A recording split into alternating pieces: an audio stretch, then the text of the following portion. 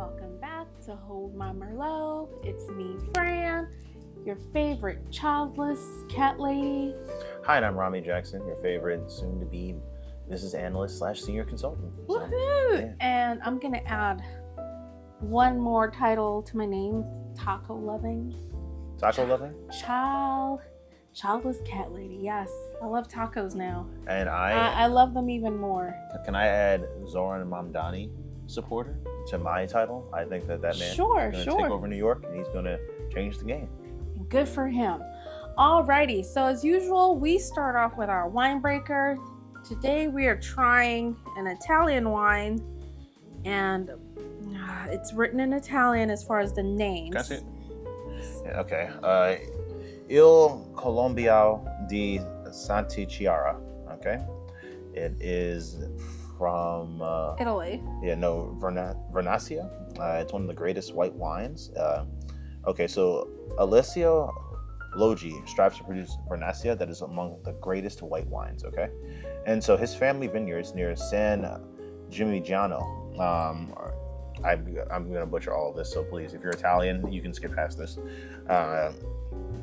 And it's essentially suited for Tuscan nobles. All right, that's what the wine is based off of. All right, yummy. So it features some of the aromas of green apple, lime, and lemon thyme, as well as a hint of sea salt and a bunch of citrus flavors. Ooh, okay, so we're, as usual, we will start off with the smell. Yeah.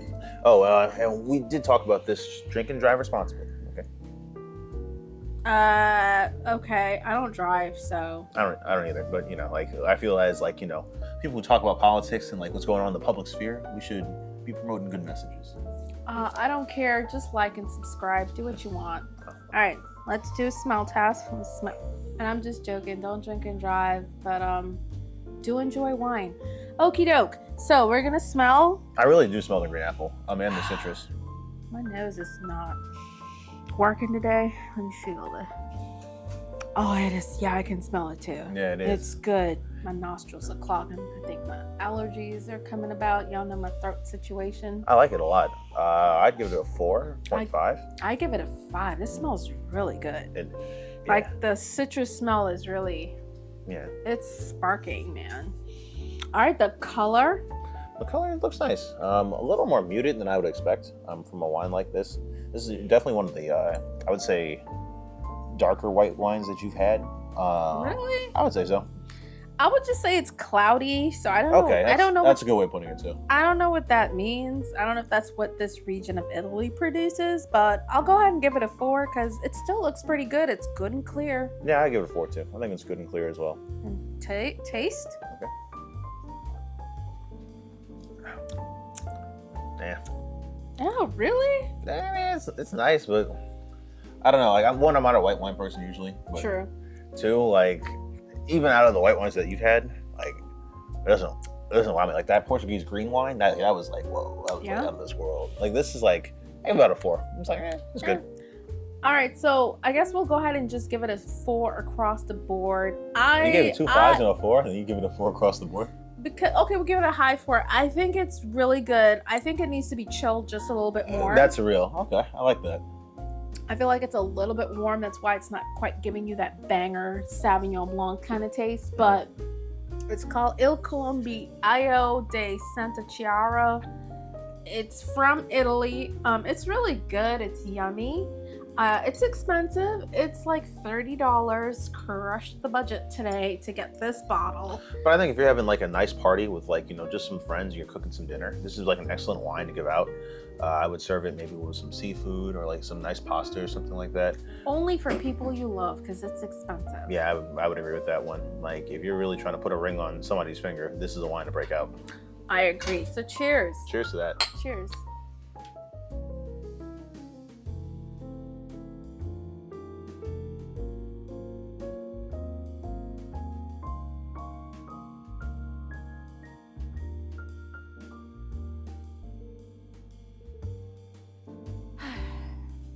So today's topic is a little scary. And if you've been following the news, Israel and Iran are basically in a war. Yes, and they've been in a war, you could argue, for the last few decades, particularly since the 90s, because Iran was a little too preoccupied with Iraq to really like they were against Israel in the 80s, but the Iraqi-Iranian war was happening at that time. That was pretty like the survival of Iran was pretty much their focus. So they would say shit about Israel, but really focus on kicking the shit out of Saddam. Right. But they have entered the second week of like a hot war and conflicts. They are shooting missiles and bombing each other with jets, SAMs, interballistic missiles, drones, you name it. Right. And I'm just going to jump in here. And a lot of people online are on this whole streak about, I don't know why we're getting involved or why we should get involved or why we care about the Middle East and why we're always supporting Israel.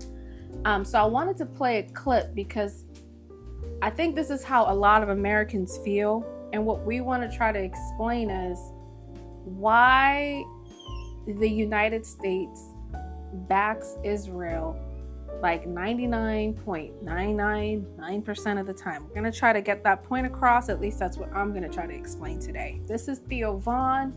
Theo Vaughn is one of the people that, I'm not going to say he got Trump elected, but he's one of the biggest podcasters right now between him and Joe Rogan, Candace Owens. I'm just talking about the right-wing media podcasters. No, okay? he helped get Trump elected. Right, he did help.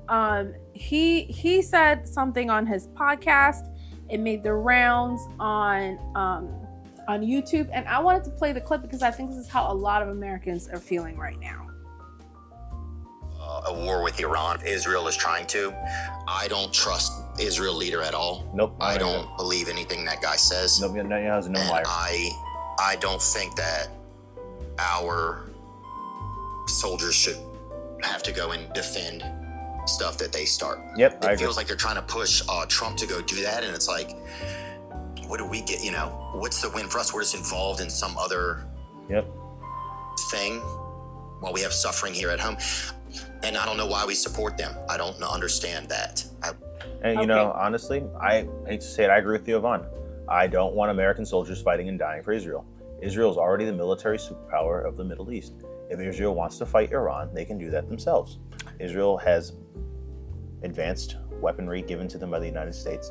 They get more financial aid than any other country, I think, outside of Egypt when it comes to U.S. financial aid. Israel is a modern, developed country. I've been to Israel. I enjoyed Israel when I went there. Oh wow, I've never been. Mm-hmm. Oh yeah, it's a nice country. I like Israeli people and Jewish people. I have no problem with. All right, Netanyahu is a liar. Netanyahu is a snake. Netanyahu is trying to goad the United States into a war that literally only 18% of Americans support. Right. And let me jump in. I would like to also second on what Rami has said. I grew up in Maryland and New York. I grew up with Jewish kids in my high school, and most of the places where I've lived, it's been high Jewish populations. Most of my employers have been Jewish people, just to be a good portion, let's say, of employers that I've worked for have been Jewish people. Our comments are going to be geared towards the Israeli government, not the Jewish people. Jewish people are awesome. I have nothing bad to say about Jewish people. I've had a fine experience here in the United States around Jewish people in the Jewish community. So understand that if we're saying something that sounds negative, sounds extreme, it's towards the Israeli government, not the Jewish people of Israel. We love the Jewish people of Israel, and we love the Jewish people of the United States. So I'm going to explain in a very simple way why I think Israel matters so much to the United States. So I'm going to start with a brief history of Israel. Israel was founded, I want to say, around 1948, after World War II. Yes. And this is after basically Germany tried to exterminate the Jews. And the United States, with the help of the United Kingdom and the Soviet Union, and the Soviet Union, basically tried to find a place for the Jewish people who survived the genocide. Where was it 3 or 6 million people? 6 million Jews died in the genocide. 6 million. Okay, so 6 million Jews were killed by the Germans. They're trying to find a place for them.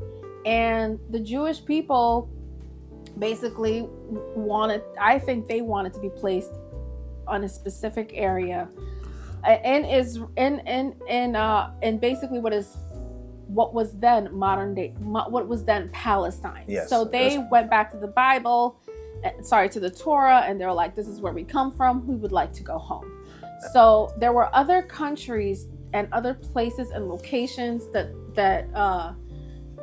the United Kingdom, the United States, and you said Russia? The Soviet Union tried to also place the Jewish people, including Uganda, by the way. But eventually they placed them in what was then Palestine. So, did you know there's a plan to send them to Madagascar? Like you can actually, like, if you're a viewer, please Google this. Like, the logistics of what they were trying to do is actually pretty fascinating. It's its own topic, but right. So they were trying. So they put the people who survived the genocide by the Nazis in Germany. They gave them a home place in Palestine, but understand Palestine was already occupied. I don't know. By Palestinian. Occupied as in this was their homeland. Palestinians were already there.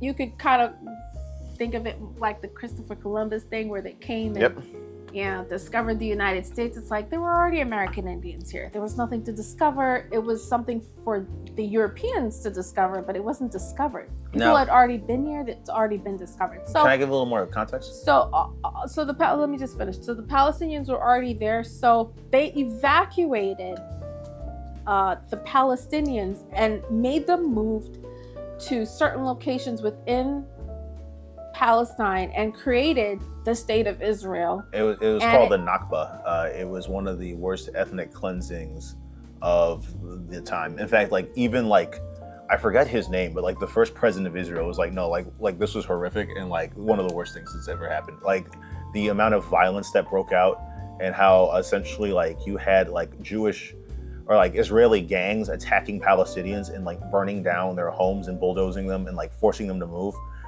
With the backing of the United States, United Kingdom, and like Soviet Union, was like horrific and monstrous. Okay, that I hadn't looked that far into the history, but I mean I've seen videos of it. It wasn't an easy feat, as you can tell by what Rami said, and it's never really worked out. No. Okay, they took a territory that already had people on it, right? Palestine. There were already Palestinians there. And they created a state out of nowhere. And the people who were there were like, what are you doing? And that's how it's been ever since. It's not a mystery as to why they don't get along. So right now, as you all know, Israel has decimated Gaza, which is where some Palestinians live. If you look at the map, it's crazy how they carved out Israel and Palestine. Palestine is essentially in two parts. Yes. It's so bizarre. And now, and there's been a war ever since. Israel and Palestine have been going at it for years and years and years. And Palestine, because it has not been declared a country per se by the United Nations, I don't even know what to say about that. It's very obvious that Palestinian people were already there and it was already a nation state, and they just refused to give it its rights as a nation, or maybe its recognition as a nation. I am in full support of a Palestinian state for the Palestinian people, because this has got to end. This war between Israel and Palestine has got to stop. Well, it has ended. You could argue the two-state solution is dead. Right, which was something that the United States and much of the world backed. They wanted Palestine for a very long time, and Israel to basically split control of the country and to become a merged democracy, essentially. This never happened. The Israeli government was never really interested in this.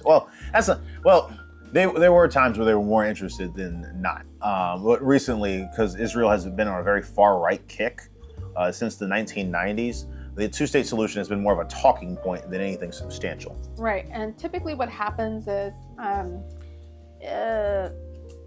they go to war here and there, and Israel takes a piece of land here, a piece of land there, And slowly but surely, they're erasing all of the land that was given to the Palestinians. Thank you. Also, Israel on a regular and when we say Israel, we mean the government. Okay, we're not talking about the people. This is all. Well, we do have to mention settlers too. Right. Yes. Settlers So are pretty bad. there are people I think who are encouraged by the government of Israel to go into locations where it's obviously like on the map Palestinian territory, and they just start building.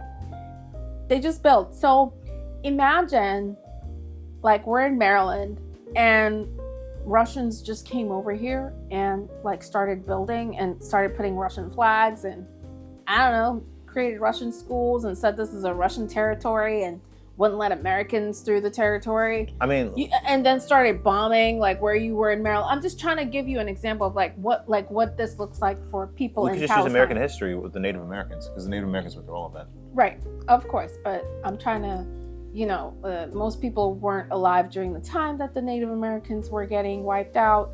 They are getting wiped out now through programs and things like that, but I'm talking about things that people can relate to. So imagine if someone came to your state and just started settling and then proclaiming a land that's not theirs and then like fighting for it. You'd be like, what are you doing? So the Palestinians, for a very long time, all of their territory has been slowly but surely being taken away from them. And because Israel is backed by major superpowers, especially the United States. Thank you for the one. Oh, sure. They just kind of just do whatever they want. So I want to give our audience an answer as to why I think Israel is so important. If you look at the map of the world and just look at it from the American map that's put out. So you'll have America and South America on this side, and you'll have like Greenland, Iceland over here somewhere, and then you'll have Europe, Asia, and then you'll have Africa and Australia down at the bottom with New Zealand. But when you look at the Middle East, which is right above North Africa, and you look at where Israel is, on that map, Israel is literally right in the middle of everything. So what I think is Israel is a strategic location that is, I think that, yes, it's Israel, but I think it's a strategic partner of the United States to basically control that region, yes. Keep everyone in check, make sure everybody's doing what they're supposed to, maybe like it spies on the other nations and they share information. And that is the reason why I believe a lot of Americans, like the Iran that I just played, are very confused as to why the United States always backs Israel. I think Israel is one of the most important strategic partners into keeping oil prices low, and just making sure. I don't know about that. Israel doesn't have a lot of oil. It doesn't have a lot of oil, but I'm just saying they're the location that keeps that space in check to make sure all the major petroleum exporting countries are all in lockstep with what the United States wants and needs. Like, we need their oil, so hey, like, everybody in here has to be in order. And if you're not in order, like, we have bases all over the place, and we have Israel as a strategic kind of like landing strip. Like, if all goes to shit, I feel like Israel is like our last space where we're like, you guys can't tell us no, we always back you, right? Well, actually, I think that's one thing that's been pretty interesting. We can go into this a little later, but you're actually really seeing Israel take more command of like the U.S.-Israel relationship, and this is something that even American presidents have complained about. Like, for example, Bill Clinton. I don't know who the leader of Israel at the time was, but Bill Clinton couldn't stand him as he thought he was very arrogant, and that he always tried to talk down to the United States and the U.S. Like, what? And Bill Clinton said in one meeting, "We are the superpower." All right, like essentially, like to him, like, we are the superpower, America, not you, we. Okay.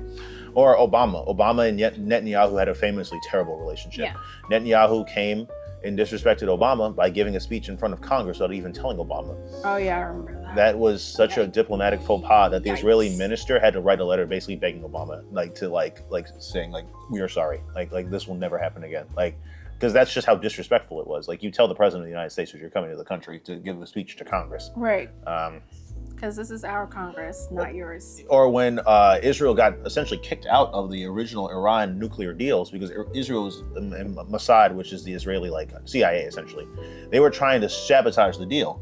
And so Obama basically worked together with the other countries in the deal. I think it was Russia, the UK, Germany, and China, and they kicked Israel out. Really. Yeah, France too, and United Kingdom. Yeah, basically. Yeah, and the European Union. Yeah, they kicked Israel out because Israel was obviously trying to sabotage the deal.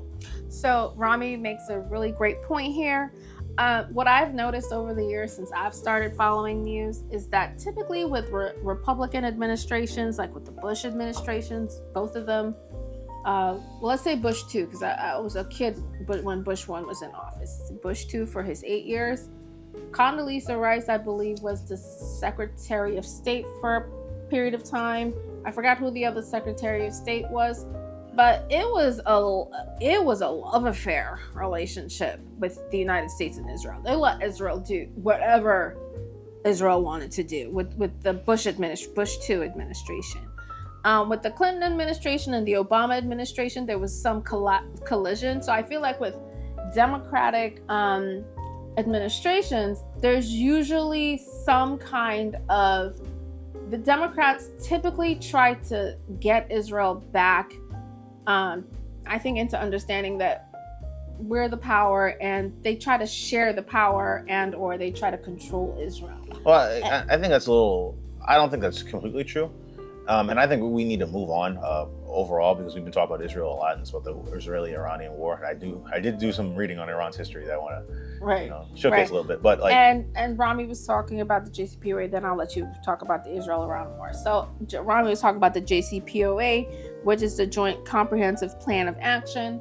The Obama administration back, I want to say in 2016, signed an agreement with the countries that Rami mentioned: China, France, Germany, Russia, United Kingdom, United States, obviously us, and the European Union, basically signing a deal with Iran saying, hey, there are going to be people that are going to be coming to your country and inspecting all your nuclear sites. And I think the United States gave Iran, I think $2 billion also for this deal. But basically for a period of time, because everything, if an agreement is always within a certain time span, Iran would have to let people come in from that agreement and look at their nuclear sites, and they weren't allowed to have a certain amount of uranium, and all of their facilities were to be used only for nuclear facilities were only to be used to make a certain amount of power, basically to generate power for the country, generate power for other things, but not to make nuclear weapons. In 2018, when Trump got in, because remember Trump won the 2016 election, he tore up the JCPOA. And as usual, Trump tears up an agreement, especially one that was created, and or started by the Obama administration, because he hates President Obama, and I hate to say it now, but he hates Black people, and doesn't like to see a Black man make anything that is, I don't know, or a Black woman. Yeah, he's just he's just a big time hater. But he tore up the JCPOA, and of course he was supposed to come up with a new deal, and time comes now, and he wins the 2020 election, right? 2024. 2024, because he was out from 2020 to 2024. He comes back in 2025. Now we have an actual crisis, and we do need that deal in place. And guess what? The deal maker in chief has no deal and cannot make a deal with the Iranians. And on top of that, the Iranians don't want to make a deal anymore. Well, they did. They've moved on. No, there's no deal. They couldn't make a deal. Iran didn't, from what I've heard, Iran didn't want to make a deal with them. Iran, here's the thing.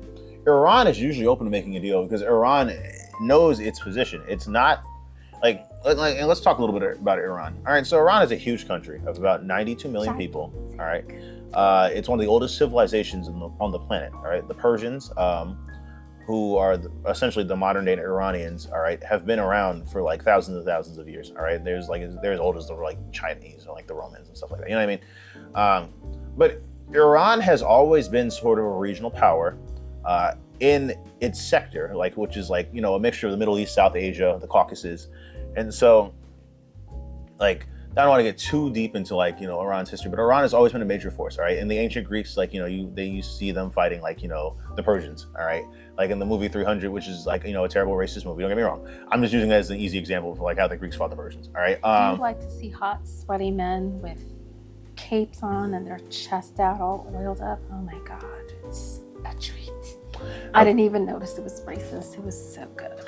All right, and so then the Persians, the Safavids, they fought the Ottoman Empire because the Ottoman Empire were Sunni and the Safavids were Shiite, and so they had a bunch of wars, over territory and just like, like I don't want to say like religious doctrine, but I'm sure that played a little bit of a role in it too. But they fought a lot. A humongous role because Iran is a theocracy, and for a lot of their history, their country has basically been kind of like going back and forth between different forms of Islam, and I want to say that their country is like I'm trying to think of how to put it. Iran is Shiite. They haven't been going back and forth. They've been mostly Shiite. But there are different sects of Islam in there, isn't there? Oh, yeah, no, there is. Like Sunni and Shiite are umbrella terms because there are different sects within Sunni and Shiite. But think of it as Christianity. You've got the Catholics and the Protestants. They had their own beef. You have the Lutherans, and you have the Seventh-day Adventists. But we're all Jesus worshipers, and you know where Jesus came from. He came from Israel. So we're all basically following the same line of Christianity. It's just breakups of different forms. But yes, so go ahead. So modern Iran was essentially created in 1906. Ooh, and so like one thing that's interesting about Iranian history, if you look at Iran's history, like the role of Shiite clerics have been very important in like anything that Iran is trying to do. All right. And so like you have to see this, like you see this now in the current like Iranian state, but also like back in the day. So like Iran's first constitution, for example, was first promoted by the Shiite clerics in 1906. They wanted essentially more freedoms. Like Iran was a monarchy at the time.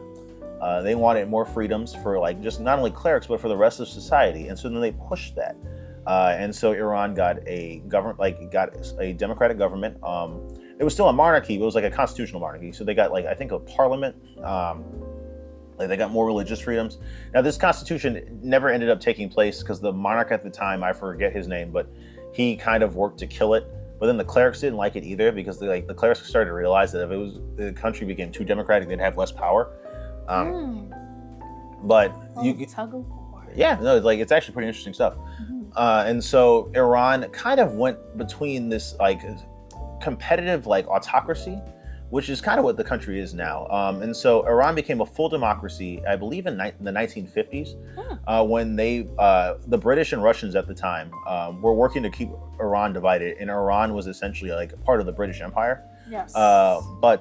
And all of that was basically to control the oil coming out of Iran? Yes. The British Iranian Oil Company, also known as BP, which is a modern company,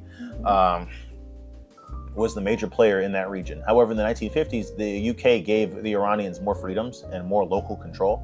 And so then they went back to being a democracy where they elected Mohammad Mossadegh. Mossadegh was the first freely elected leader of Iran. He was a communist, though. And that is important because the Iranian communist movement, one, was very powerful until the Iranian Revolution in 1979. But secondly, that caused a lot of internal division with the Shiite clerics who did not like him being a communist. Because when you have communism, you have state atheism. And they were like, no, if he's a communist, he's going to get rid of like all the power of the Shiite clerics. And so that hobbled his ability to make a lot of reforms. And he was overthrown relatively quickly. With the backing of the CIA and MI6, the British, of course, and were replaced with the Pahlavi dynasty. And the Pahlavi dynasties are also known as the Shah. All right. I like Shahs. All right. So the first Shah was a complete monster who murdered his own people and was a military dictator. We don't like Shahs. Yeah. He was known for being flamboyant and like being so repressive that even like the US and UK were like, okay, this guy's actually kind of bad. Like it was like Batista in like Cuba, where like even like the US government was like, okay, Batista, you got to stop murdering your own people. So like you're giving Castro too much power, or like stop shooting poor people. So he passed power on to his son, the second Shah. And the second Shah made a lot of internal reforms to modernize the economy and boost the economy. So if you see pictures of Iran from the 1970s, it looks a lot like the West because that was like what the government was trying to do. However, this was not popular with the people. And to be fair, like even though there's economic progress, the Shah's government was corrupt. It was pushing on this Western like ideology and style of living that was not really popular with the majority of the population. And then also the economy, even though there was a lot of economic reforms and improvements, there was still a lot of poverty, and particularly for educated Iranian graduates and workers. And here's the thing you have to understand about Iran, all right? And I'm going to wrap this up because we need to talk more about this war. But like Iran is a very, very, for lack of a better term, it's a very intelligent country, all right? Like Iranians produce a lot of great science. Iranian scientists are respected around the world. I didn't know any of this. No, seriously. I'm hearing, yeah. Iran has one of the highest literacy rates in the Middle East, particularly for women as well. I believe it. Like if you compare the literacy rates for Saudi Arabia and Iran, they're like night and day, like essentially. I mean, like Iran has a very young population that likes a lot of Western things, and frequently tries to leave the country so they can go see the rest of the world. Iran is one of those countries where if they really wanted a nuclear weapon, they could produce one like within days. It's like, whoa. No, really? It's like Germany or like Japan or South Korea. Like these countries don't have nuclear weapons because they have like pacts with the United States. But if South Korea or like Japan or Germany wanted a nuclear weapon, they could build one in like 2 days. Like South Korea? Yeah. Okay. No, I said, well, yes. Germany, obviously, yes, but South Korea could build a big nuclear warhead. They're like the 10th largest economy in the world. Yes. Oh, South Korea. I thought I was thinking of North Korea. No, South, yeah. Oh, okay, that's different. It's because South Korea is, okay, I was just getting confused because South Korea is an ally of the United States. Yes. But like Iran is one of these countries as well. Like Iran has a lot of, like, Iran's $1 trillion economy. Now, it could be a $5 trillion economy, but it's hampered by a lot of like internal rent seeking by the IRGC. What is the IRGC, Rami? The Iranian Revolutionary Guard. I forget what the C means. I'm sorry, and that's on me. But essentially, they are. I think it's just the Iranian Revolutionary Guard. I don't think the C is for anything. It might just be because I'm pretty sure. Or Corps or something like that. I don't know. Like but like essentially, so the Shah. There was a revolution. The people thought that the Shah was corrupt, and they overthrew him. And one of the main players in this overthrowing of him was Khomeini. So Ayatollah Khomeini was a religious cleric who was living in France, but he was popular with the Shiite cleric community and the youth because he was pushing for a revolution. Now, here's the thing. The Iranian people, this is a common misconception, the Iranian people did not want a religious theocracy, okay? They wanted the government overthrown, and they just wanted a different government. Like, in fact, if anything, at the time, the communists were seen as like one of the strongest players because they had a large mobilizing base, and they were fighting the government already, like the Iranian communist movement. But when Khomeini played a leading role in overthrowing the government, he was able to parlay himself into the leader of Iran, and that's when Iran became authoritarian and a theocracy. And one of his first moves was to start killing the communists. Okay, so I thought Ayatollah Khomeini came into power because the West tried to, I want to say they killed their first democratically elected, I want to say leader? Yeah, Masada. I don't know if they killed him, but he was definitely overthrown. I want to say he was, okay, don't quote me, but I think he was killed. And then after that, there was some turmoil, and eventually Khomeini came into power. So a lot of the times when you're watching the news, when they're talking about world leaders, you'll never see the Ayatollah. You'll see, I think, the Prime Minister of Iran come out. Maybe, I don't know if it's the president or the Prime Minister of Iran that will be the representative in like the UN or any kind of international kind of situation.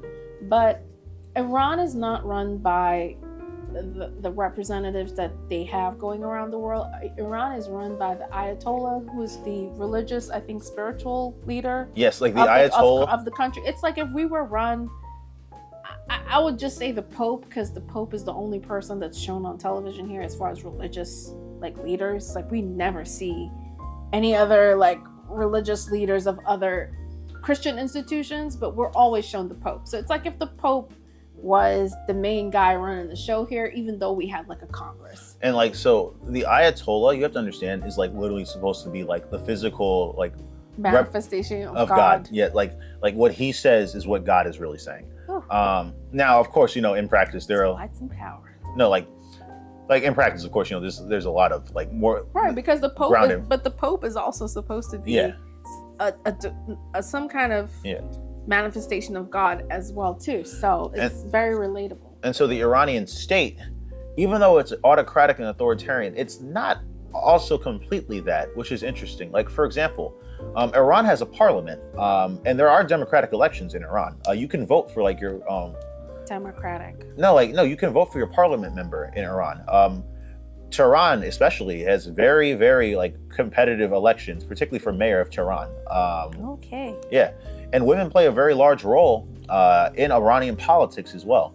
So Iran is a very interesting country because you have this authoritarian theocracy at the top, which is true, but then the like guts of it aren't completely authoritarian, autocratic. Like that's why it's really like few countries in the world. Now, of course, I'm not defending the like Iranian theocracy. No, like they're like misogynist, homophobic. They are committing and like a sort of like a wiping out of like this group of people who start with a B. I forget their name, but they're like a minor religious sect in Iran. Like I'm not defending the and they also keep the Iranian people in poverty because Iran should be a $5 trillion economy on paper, but due to just corruption and everything, it's only a $1 trillion economy. So I'm not defending them. I'm just saying that Iran as a country is a little more nuanced and also interesting than the American media likes to portray. But let's move on to the relationship between Israel and Iran. Now, to put this into like perspective, from like the 1950s till about the 1979 revolution, Iran and Israel had pretty good relations. Because the major player at the time was Egypt, and Egypt didn't fuck with either Israel or Iran. It didn't fuck with Israel because Israel was seen as a colonial state, which it was, enforced on them by Western and Soviet imperialism. But at the same time, Iran was this Sunni country that was also aligned with the West too. So they didn't really like not Sunni, Shiite country that was aligned with the West too. So they didn't really fuck with Iran either. So Iran and Israel had pretty close relations. But then after the Iranian Revolution, in order to sort of gain more power amongst like the region and with Muslims in general, the Khomeini, the first Ayatollah, started saying essentially Israel is like a demon state. Jesus. Like Israel is like the most evil thing in the face of the world. Like Israel should be like annihilated, like destroy Israel. You know what I mean? So like when Israelis have beef with like the Iranian Ayatollah, like it's not coming from like bullshit. You know what I mean? Like he was saying like don't destroy Israel. Like you know what I mean? Now Iran was a poor state that was like almost in civil war and got immediately swept into a war with Saddam's Iraq. So Iran didn't like, and the Israelis knew this. Iran didn't have the power or the money or like even the resources to destroy Israel. Like a lot of this was bluster. You know what I mean? Right. And go ahead. No, but after the war ended in essentially a stalemate that killed over 1 million people, Iran started to develop, and it started to develop proxies in Syria, Lebanon, and also Hamas within like the Gaza Strip and within Palestine that were starting to become threats to Israel. And so they would get a lot of their money, funding, weapons, and like what have you from Iran, because Iran started putting more resources towards this project of like, if not destroying Israel, hampering Israel. And as a result, Israel and Iran started having more beef. Now, Israel played its own role in this as well. Israel has frequently bombed Iran. All of its neighboring countries. Yeah. Israel is an apartheid state that treats the Palestinians and the Arab Muslims of Israel like second-class citizens. Like Israel is not innocent in this beef either. Right. Like basically as time has progressed, Israel has basically garnered a lot more power. Israel is a very it's a very modern, you can call it modern first world country, but it has a lot of, I would just say, technological advances in like weapon systems. I mean, the United States and Israel are very much aligned, and I want to say do a lot of information sharing. And Israel creates and I want to say Israel is just a, gosh, what do you want to call it? It's a gigantic superpower with a lot of capabilities. And the tiny superpower with a lot of capabilities. A small country in the Middle East with a lot of power. And they have, I think, they have to some extent one of the most powerful militaries with the backing of the United States. Yes. Without the backing of the United States, I'm not gonna say Israel is nothing, but Israel is just an enormous arm of United States power. And they really have, I think, used the United States to their benefit. Yes. And now at this point, I want to say it might be to their detriment, because it's not looking so good right now. It's looking really, really bad. So basically, I want to say on June 16th, Israel sent some ICBMs, intercontinental ballistic missiles. They also use jet fighters, drones, and other weapons to essentially bomb a bunch of sites within Iran. So they bombed particularly Tehran. Military sites. They killed, I want to say, residential areas as well. They also bombed like top military officials, homes and places. They took out a lot of people, entire streets. Right, but in general, Israel went in with a very strategic plan and bombed a lot of Iranian basically power control spaces. And here's the thing: you have to understand this. Israel's always had a bombing campaign against Iran. But it's always been like tit for tat, like here or there, like very small bomb, maybe like a bomb that blows up like one scientist's car in Iran. But like the entire like Israeli jets fly across like Iran's border and then bomb like actual Tehran, like it was unthinkable. Like this is a major escalation. It's a huge escalation. And to Rami's point, I watch an inordinate amount of news, and I also used to work for news stations, so. I mean, I used to see the little stuff, you know. It's like, oh gosh, they've bombed Lebanon or Jordan. I'm not saying exactly those countries, but I'm just saying they would bomb neighboring countries. They would get bombed back too, right? Here and there, and you're just like, oh, here we go. It's just the region doing their same old bullshit. But this time around, it's not the usual. No, it's not. Like Rami said, tit for tat little stuff. Israel had an enormous, it looked like a war campaign, a bombing campaign, went over Iran and just started bombing certain locations, very strategic locations. And Iran, of course, has responded. Yes. With kind, okay? If you go online, if you go on YouTube and just look up how Tel Aviv has been not decimated. Let's not say decimated. They have bombed the crap out of Tel Aviv as of right now. Oh yeah, like every time I go online, I just don't want to see it, but like that's what's coming up in my feed because I'm always watching. Thousands of Israelis are homeless. Thousands are injured. Now, Iranian weapons are in general a little less, not advanced, but little less accurate.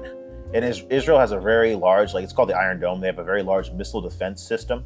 I want to say also built by the United States. Yes, very much so. Very much built by the United States. And the Iron Dome is basically a system that can spot missiles coming into the country, and typically they can take them out before they get to their locations. But if you're watching what I'm watching, it looks like Iran has figured out a way also to get very fast, capable, lethal, horrible, bigger, faster weapons that are penetrating the Iron Dome system.